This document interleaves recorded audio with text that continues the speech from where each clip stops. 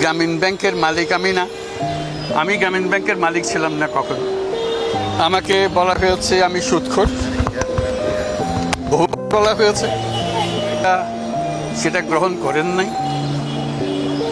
কারণ গ্রামীণ ব্যাংকের মালিক আমি না।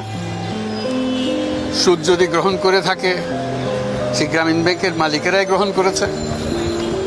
আমি যখন গ্রামীণ ব্যাংক থেকে আমাকে যখন বের করে দেওয়া হয় তখন গ্রামীণ ব্যাংকের ৯৭% সদস্যের মালিক ছিল, গ্রামীণ ব্যাংকের মালিক ছিলেন তারা। ৯৭% মালিকানা আমাদের সদস্যদের কাছে ছিল। সুদ যদি গ্রহণ করে থাকেন তারাই গ্রহণ করেছে।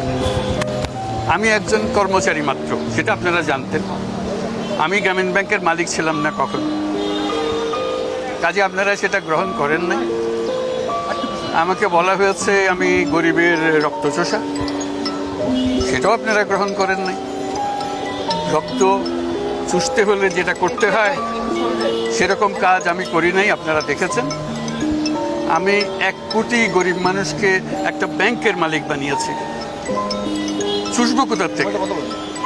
তাদেরকে মালিকানা দিয়েছি, আর কেউ তো দেয় না এই পর্যন্ত। এটা তো সত্যি ঘটনা, এখনো আছে তারা মালিক।